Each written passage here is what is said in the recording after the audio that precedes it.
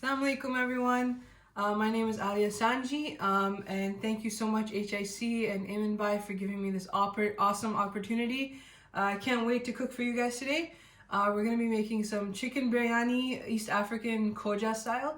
We're also going to be making some potato chaat pastries, and also the rice and the kachumber that go along with the biryani. I'm really excited and thank you so much for this awesome chance to show you guys. So let me first off show you guys the ingredients that we need and we'll get started. Okay, so let's start with our whole spices. We're gonna need about 10 peppercorns, 2 cinnamon sticks, 3 to 4 cloves. I have 1 green green mirchi that I've taken the seeds out of and just chopped, and 1 star anise. I also have about 1.5 cups of yogurt. The yogurt depends on how much meat you have. I have about 7, 8 pieces of chicken, so I'm going to be using that much yogurt. About 1 teaspoon of Hardar, about 3 to 4 tablespoons of oil, 1 teaspoon of garlic ginger paste, 1 teaspoon of dana jiro, some salt to taste. We might not need it, but just in case. Half a teaspoon of red chili powder, and I have some pre-fried onions here, but you can fry them yourself. I just find buying the pre-fried ones are a little bit easier. So this is about 1.5 cups to 2 cups of pre-fried onions. Over here we have the coriander. I just have a handful chopped up. This is the chicken, and that I've already pre-fried 2 to 3 potatoes. Just chop them up into big chunks and fry them off. So now that we have your ingredients, the other things that you're gonna need are a giant pot, something with a large bottom surface area, a couple of spatulas. You're also gonna need some water, and we'll get started. Okay, so first things first, let's heat our pan. We wanna keep it at a medium to high heat at first, just so that the oil gets hot, and then we're gonna drop the temperature to low, because we don't want the onions to burn because they're already pre-cooked. So we're just trying to soften them. We're not trying to cook them any further. So I'm just gonna let that get hot, and I'm gonna add in my oil and let that just heat up. I'm using chicken today. However, you can use meat as well. I've made this recipe with meat. It's actually my mother-in-law's recipe. So she uses meat. I've used chicken also. For meat, you just want to cook it a little bit longer, but for chicken, what I've done is I've just taken the skin off of each chicken piece. I have about 4 legs and 3 thighs here, but depending on what your family needs, however many chicken pieces, then you just adjust the spices accordingly. And what I've done is I've just put about a teaspoon of salt and a tablespoon of garlic ginger paste.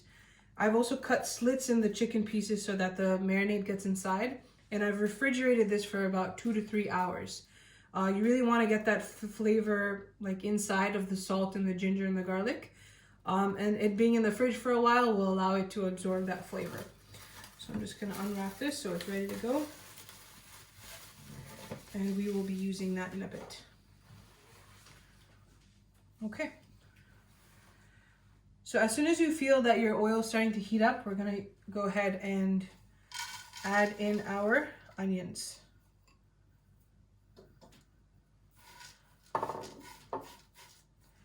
Okay. You're gonna just wait for that to sizzle, and then we'll come back to it. Okay, so now that our onions have been sizzling for a few minutes, they've slowly gotten soft, and you want them to slowly start getting color, but if they start blackening, then immediately turn down your heat, because that means that your pan is too hot. So now I'm just gonna add the spices. So here goes my dana jiro, my red chili, and my Hardar. I'm also gonna add in my whole spices. So my star anise, my green chili, my cinnamon, cloves, and my peppercorns. Okay, so now you're just gonna move that around. And you just wanna fry that off for a couple minutes until you start to smell the spices, especially the whole spices. and then we're gonna add the chicken. Okay, so now that the spices have started to give off a smell, we're gonna add in the chicken. So this is our marinated chicken. We're just gonna add that in there.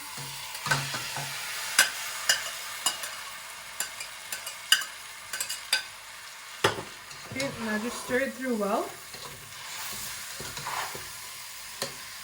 Kind of coat it in the oil and in the onions.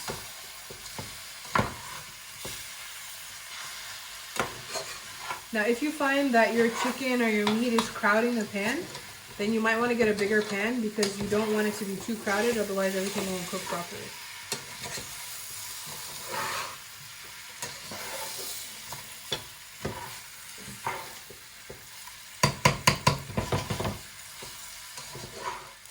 So now we're gonna go ahead and add our yogurt. This is about 1.5 cups of yogurt.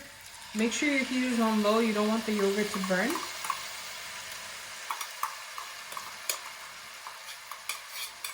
And I will show you what it looks like in a second.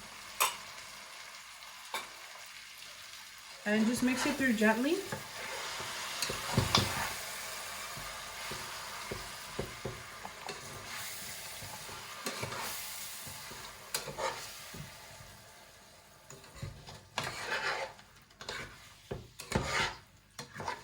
Okay, so this is what your chicken should look like. You can see that the onions are bubbling with the yogurt. You can see that the color from the oil and the Hardar and all the spices are coming through. So just in a couple seconds, once this bubbles a little bit more and a little bit less of the pink shows, we're gonna go ahead and add the tomato paste. Okay, so now that the chicken's been cooking for a few minutes, you can see that all the oil has slowly started to come up. We're gonna add the tomato paste. This is a whole tube of, this is about 200 grams. I'm gonna be adding the whole tube because I have a lot of chicken. But if you find that maybe you only have 4 pieces of chicken, then add half a tube first and see the color and the taste. And if you always need to add more, then you can. But because I've made this amount before, I know that I have to add the whole tube. So I'm just gonna go ahead and do that.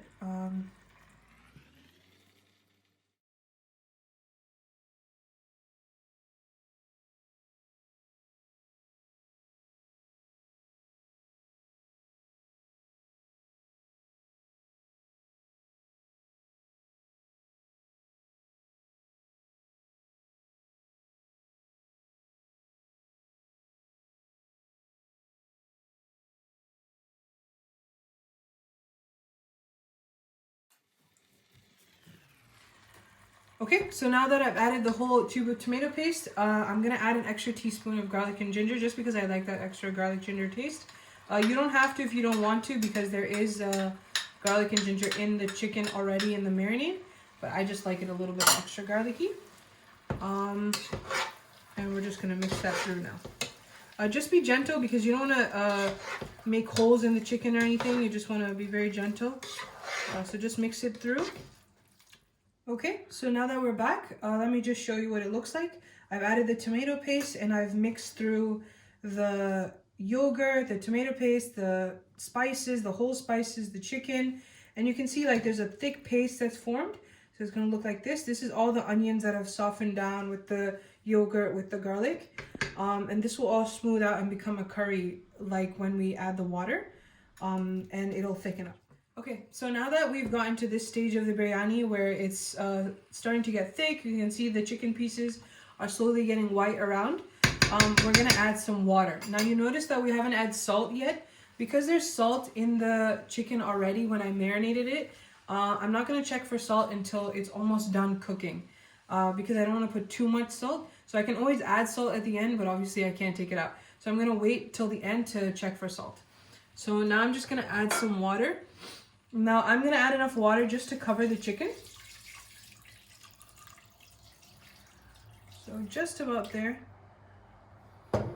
And I'm going to mix it through.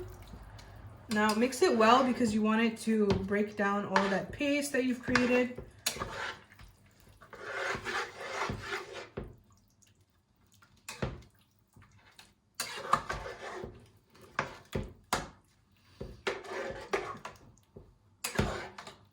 Starting to smell like biryani now.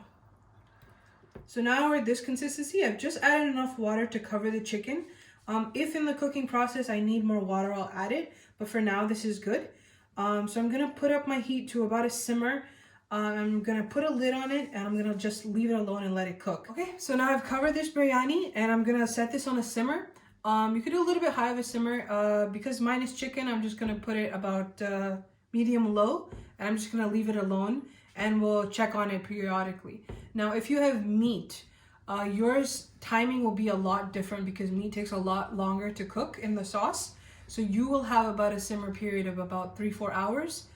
Depending on what type of tender meat you have, and because we're cooking it in the sauce, it'll take longer. So just according to your type of protein that you're using, just do that. Chicken will take about 30 to 45 minutes with the bone in. So we'll check on it in a bit. Okay, so now we're going to move on to the cheese jat pastries. Try and say that 5 times fast. So here I just have some boiled potatoes. I've taken three potatoes, boiled them, peeled them, and chopped them up into little tiny pieces. I've also let this potato cool down because you want to put cold mixture into the pastries, otherwise it'll melt the pastry. So I've completely let this cool, and now I'm going to add the spices. So I have 1 teaspoon of chili powder, half a teaspoon of black lemon pepper. If you don't have lemon pepper, black pepper is fine. 1 teaspoon of salt, about 1 teaspoon of mustard seeds, and a tablespoon of garlic powder. So I'm just going to add that in there. Okay. And then the key ingredient, chaat masala. You can find this at any Asian Indian grocer. It's readily available and I've used it in a lot of different dishes. So I'm going to use 2 teaspoons of this. So 1 and 2. It's done. I have about 1/4 of a red onion that I finely chopped. I wouldn't pulse it if I were you. Just use a knife and smallly cut it. If you pulse it, it'll add too much water. So just finely chopped. Now, if you don't like onion, you can leave it out also. So I'm just going to add that in there.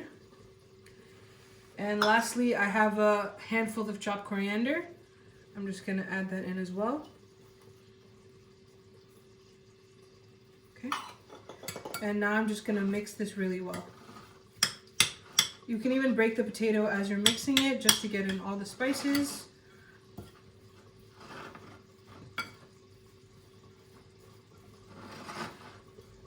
And your mixture is ready to go, basically. Okay. You can also, after you boil the potato when it's hot, add all of these ingredients and then cool the potato. I just happen to cool the potato first and then add the ingredients, but either way is fine. Okay, this literally smells like a street food chat right now. Okay, so that's ready to go. I really mixed that through. If you want it more spicy, then just add more chili flakes. Okay, so that's ready to go. I also have some cheese here. I'm using cheddar, but you can use whatever cheese that you have at home. If you're lactose, you don't have to use cheese. I just like it because it gives that little stringiness when you bite into it. I also have some egg, or 1 beaten egg. I'm just doing 1 for now because I might not need the whole egg, so I don't want to waste. And some sesame seeds just for the top. Okay. You're also going to need puff pastry. If you are a hero, you can make your own puff pastry, but I decided to buy mine frozen. So yeah, so I've just cut this into 8 pieces. And I'm going to make square pastries, but if you want, you can cut them into squares and make them triangle. It's totally up to you on the shape. I'm just going to show you guys how to do one, and then you guys can figure out the rest. Okay, so I'm just going to take the 1 square. I haven't stretched it out or anything yet, so I'm just going to stretch it out just slightly, just so that it gets a little bit more surface area. Don't pull too much because you don't want a hole in the pastry. So I'm just going to lay it down here. And I would say about 1 spoon of filling. If you put too much filling, then the puff pastry won't rise properly because of the weight of the filling. So I just put about 1 spoon, 1 tablespoon, and then just 1 slice of a little square of cheese. And I'm going to fold it over, and I'm going to press it with my thumb or my finger just to make sure that there's no air bubbles and that it's sealed. If for some reason you get a hole on top, just rip a corner of it, stretch it, and patch the hole. So as you can see, it's ready to go. So now just to make sure that no mixture comes out, I'm just gonna take a fork and I'm gonna fork the edges really quickly. Just a quick dab, it doesn't have to be quick, it doesn't have to be deep inside. As you can see that there's ridges all around. This just prevents the mixture from getting out, and also it looks prettier. Okay, so as you can see that we've made all the pastries. So there's 2 left here. I'm just gonna show you how I'm doing the egg wash. I'm literally just brushing the egg on here. What the egg does is basically helps that get that nice golden brown color when it bakes, and it makes them a little bit more crispy on top. So just want to brush a little bit of egg on each one. Make sure to get the edges. And there you go. And I'm just going to take a few sesame seeds, and the egg will actually help it stick on there. So just, yep, and this is ready to go.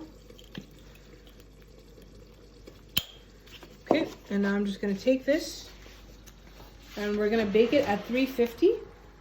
Okay, so now that our pastry's on the oven, we're going to bake them for about 20 to 25 minutes, depending on how hot your oven is, at 350. As soon as they start to rise and become golden brown, then they're ready to go, and you can just take them out. Okay, so now we're going to check on our biryani. I've actually popped the lid open and I've stirred it in the meantime. I've stirred it twice so far, just to make sure that the chicken or the meat is not sticking to the bottom. And I'm going to actually show you how it looks like. So as you can see, the biryani has gotten this amazing color and the oil has come to the top. That's a really good sign that it's starting to almost be ready. The chicken, I just checked, is not fully cooked, so it does need a few more minutes. But at this stage, I'm going to check for salt, and I'm also going to add my potatoes and half of my coriander. So I'm just going to show you, so you want that oil to come up. And now when I stir it, I'm just going to stir it very slowly so that I don't break any of the chicken pieces. Okay, so when you're stirring, just be really careful. You want to fold the chicken over, just to make sure that you don't break any of the chicken off. You want it to stay in those whole nice pieces. And just stir it through. And you'll notice that the chicken biryani won't be as red as a meat biryani, only because of the red color that the meat gives off and the blood that the meat comes out of the meat. But I promise you it'll taste just as good. So now that I've stirred that, I'm just gonna let it bubble away for 2 minutes, and then I'm gonna add my potatoes and my coriander, half of my coriander, and I'm gonna let it simmer for another 10 minutes or so, and then it should be done. I'm not gonna cover it all the way now. I'm gonna cover it about half so that some air releases, and still make sure that your heat is on low. Biryani is a slow cooking process. Don't try to rush it, because you'll either burn the yogurt or burn the onions. Or burn the chicken. So you don't want to do it. It's a really slow process. So just let it do its thing and let the magic work. Okay, so now the biryani, the chicken is done, I can tell. I checked for salt, so I'm going to add a little bit more salt, but otherwise it's perfect.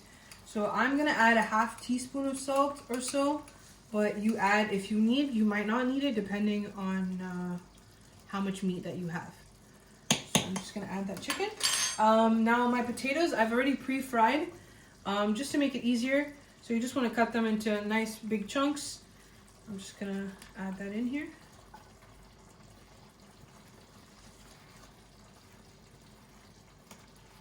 Okay.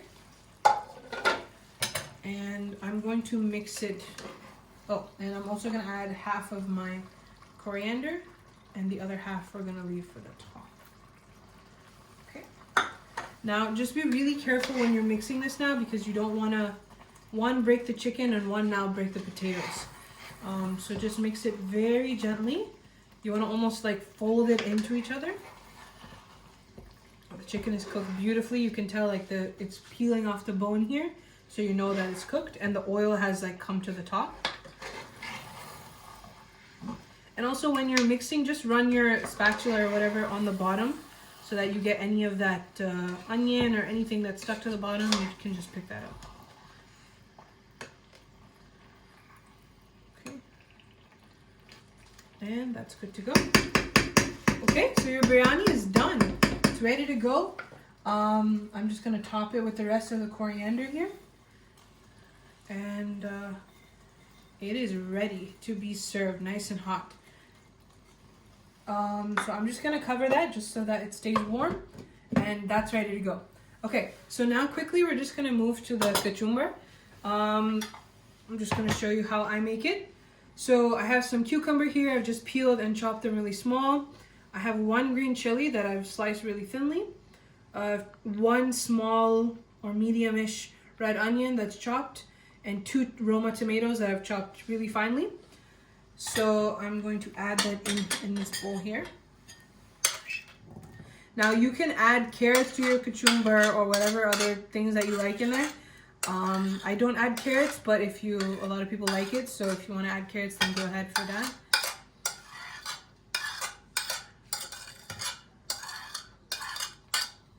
Okay. Now the other ingredient that you need is lemon. Now some people use vinegar. I just think vinegar is a little bit too strong for me, and it kind of enhances over a couple of days. So I like to use lemon. It keeps the vegetables fresh and also is a little bit less harsh than ginger. So I'm gonna squeeze 1 entire lemon in here.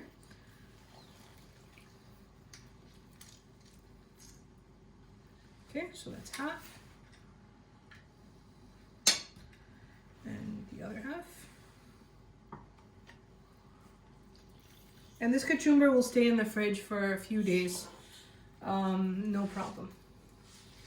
So don't worry, if you have leftovers, it won't go bad.